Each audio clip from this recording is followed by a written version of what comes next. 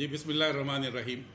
सबसे पहले तो मैं मुबारकबाद पेश करता हूँ सआदत के ग्रुप एडिटर जनाब उस्मान गनी को और इनके वालिद गिरामी जनाब तौफीक साहब को। तौफीक साहब मेरे भाई हैं। मैं हकीकी तौर पर समझता हूँ कि उनका जो किरदार है पाकिस्तान की सहाफ़त में इतना उजला किरदार कि अपने वालिद गिरामी के अच्छे नाम को अच्छे अंदाज से लेकर आगे चल रहे हैं। मेरी मुराद है जनाब हज़रत अल्लामा नासिक सैफ़ी साहब की, जिन्होंने कायद आज़म मोहम्मद अली जिन्ना के हुक्म पर रोज़नामा सआदत का इजरा किया फैसलाबाद से, और तहरीक पाकिस्तान का वो तर्जुमान बना और कायद आज़म ने इसे ओन किया। अब बात यह है कि जो कायद आज़म से मोहब्बत करने वाले लोग हैं वो कैसे सआदत से मोहब्बत नहीं करेंगे। हमारे तो सच्ची बात है, दिलों में कायद आज़म की मोहब्बत, पाकिस्तान से मोहब्बत और इसी निस्बत से सआदत से मोहब्बत शामिल है।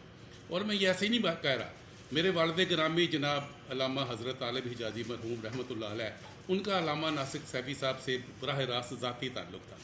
जब कभी उन्होंने फैसलाबाद जाना, उनसे मुलाकात करनी और हमें भी आकर उन्होंने उसका तज़किरा करना, और हमारे बिल्कुल बचपन की बात है, ये समझने शऊर से भी पहले की बात है, जब रोज़नामा सआदत हमारे घर के अखबारात में शामिल होता था और हम तो उससे आशना हैं, हम तो जानते हैं। अब आज के लोगों को पता होना चाहिए और इस बात का इदराक होना चाहिए कि वैल्यू किरदार के हवाले से होती है।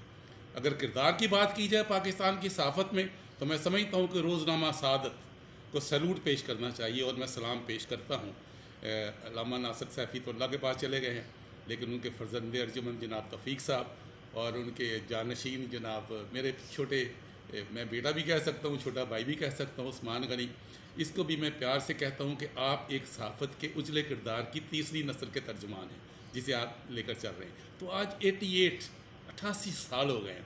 वो कहा करते थे ये निसफ सदी का किस्सा है कि 2-4 बरस की बात नहीं, ये तो पौन सदी से भी आगे निकल गया और अगली सदी में इंशाल्लाह 10-12 साल बाद ये उस्मान साहब इसकी जो सेंचुरी मना रहे होंगे। तो अल्हम्दुलिल्लाह अल्हम्दुलिल्लाह अल्हम्दुलिल्लाह उस्मान गनी साहब को भी और तौसीफ़ साहब को भी मैं हदिया तबरीक पेश करता हूँ, मुबारकबाद देता हूँ। और इस बात के साथ कि उन्हें फ़ख्र होना चाहिए, फ़ख्र इस बात पे होना चाहिए कि वो पाकिस्तानियत का परचम लेकर आगे चले हैं और सहाफ़त में दयानत को अपनी बुनियाद बनाया। और मैं ज़ाती तौर पर जानता हूँ कि जनाब अल्लामा नासिक सैफ़ी मरहूम रहमतुल्लाह अलैह, उनको ऑफ़र्स भी हुई थी प्लाटों की जिस तरह, लेकिन उन्होंने इनकार कर दिया, बल्कि जो उन्हें प्लाट मिला था उसका भी आधा इन्होंने गवर्नमेंट को वापस कर दिया था। ज़ियाउल हक़ के दौर में उनको ऑफ़र्स होती रहीं, लेकिन उन्होंने कबूल नहीं की। माली मनफ़अत से बेनियाज़ कितने लोग हैं, लोग तो पीछे पीछे फिरते हैं। लिफाफा जर्नलिज्म के इस दौर में कौन सा ऐसा बंदा है जिसे मैं कह सकता हूँ कि जो जिसका दामन इस आलूदगी से मुबर्रा है। लेकिन हाँ, मैं उस्मान गनी को और तौफीक साहब को इस हवाले से भी खराज तहसीन पेश करता हूँ कि सहाफ़त में ये दयानत को आगे लेकर बढ़ रहे हैं, बल्कि दयानत के तर्जमान हैं जो इनको विरसे में मिली है। जनाब अल्लामा नासिक सैफ़ी साहब से मैं मुबारकबाद पेश करता हूँ सआदत की 88वीं सालगिरह पर और सआदत इंटरनेशनल की 13वीं सालगिरह पर।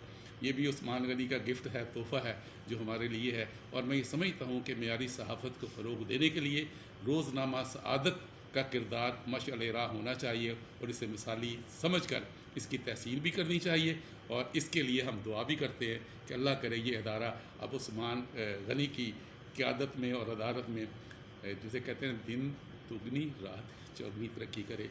बहुत सारी दुआओं के साथ, नेक ख्वाहिशात के साथ उस्मान गनी को और तौफीक साहब को मुबारकबाद।